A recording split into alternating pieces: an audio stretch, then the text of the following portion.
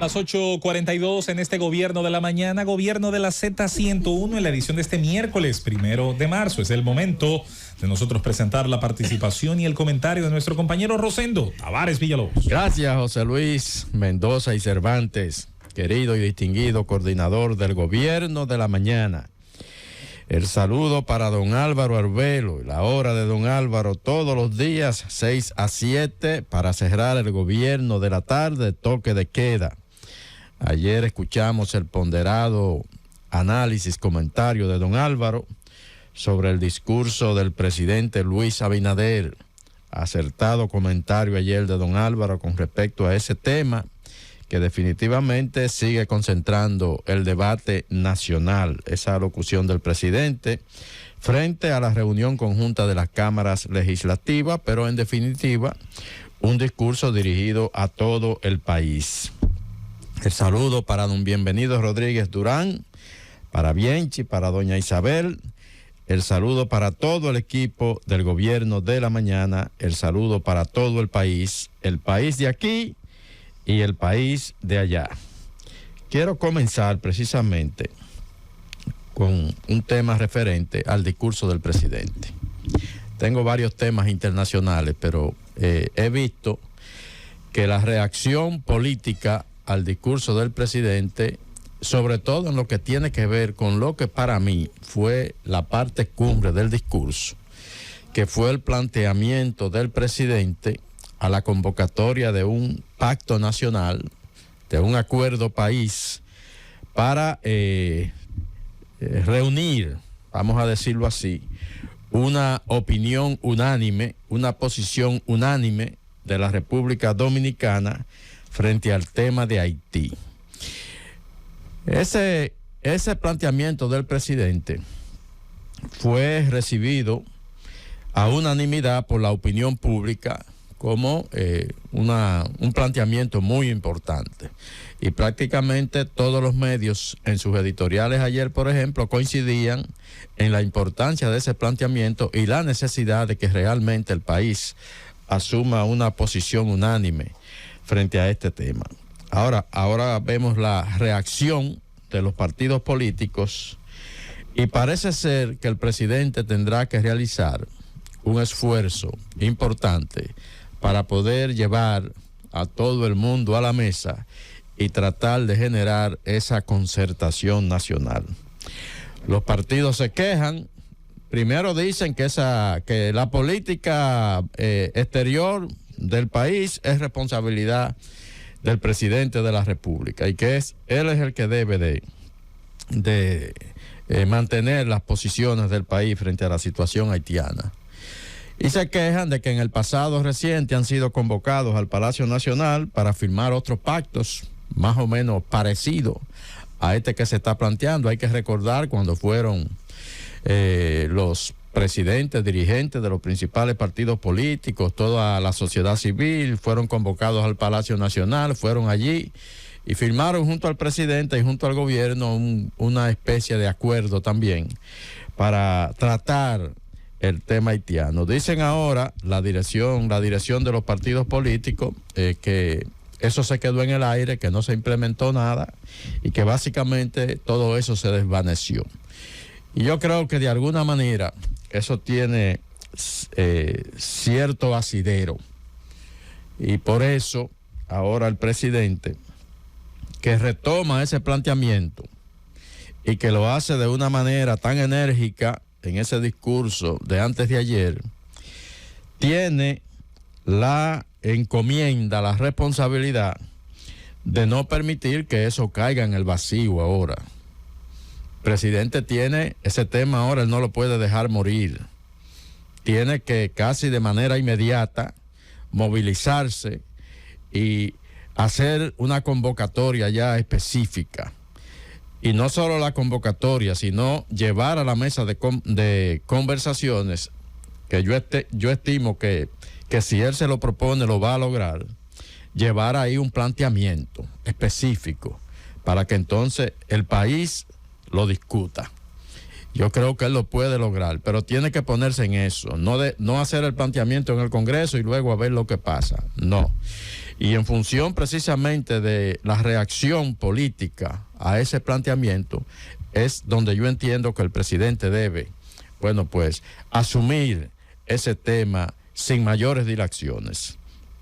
Ahora, ¿qué pasaría con este planteamiento que ha hecho el presidente, repito, de manera tan enérgica, y que ahora no se pueda de alguna manera concretizar algún tipo de diálogo, se niegue la clase política y se nieguen otros sectores de la sociedad a participar de esa convocatoria que ha hecho el presidente? Bueno, el presidente y el país quedarían debilitados frente a la posición que se ha mantenido ante la comunidad internacional, en el sentido de que la República Dominicana no va a ser una solución a la crisis haitiana. Y ese planteamiento que en diferentes escenarios internacionales se ha manifestado con insistencia y que incluso ha ganado el apoyo de muchos sectores de la vida nacional. La posición rígida que ha mantenido el gobierno de la República Dominicana. Si ahora el presidente convoca a este diálogo y ese diálogo no llega a concretizarse y se cae la propuesta del presidente, ahí un poquito se va a debilitar la calidad moral de la República Dominicana para seguir insistiendo con este tema ante la comunidad internacional. Una comunidad internacional que sigue, bueno, pues al margen prácticamente de lo que está sucediendo en Haití y que aparentemente no se siente absolutamente comprometida con ponerse de alguna manera al lado de la República Dominicana, que es el país más afectado y es el que ha estado reclamando. Entonces el presidente tiene que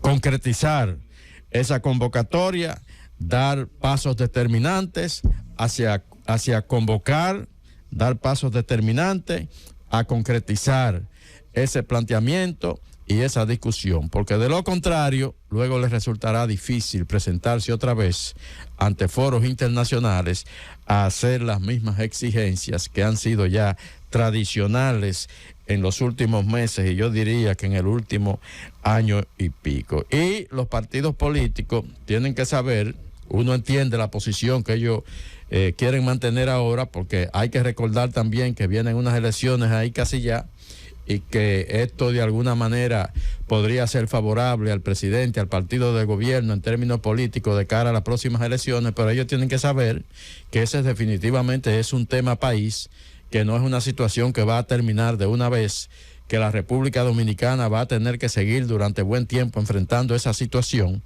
y que si ellos se mantienen al margen de la búsqueda de soluciones o de una posición de país, entonces en algún momento podrían políticamente pagar también algunas consecuencias por una actitud de esa naturaleza. Es lo que yo creo, e insisto, el presidente tiene en lo inmediato que concretizar, dar pasos casi apresurados para esa convocatoria, pero no solo para la convocatoria, sino para llevar un planteamiento a la mesa, y sobre todo que el propio presidente sea quien encabece esas reuniones, no delegados del gobierno, no representantes del presidente, no, el propio presidente frente a la mesa encabezando cualquier reunión que él logre convocar para el llamado que tan vehementemente ha hecho frente al país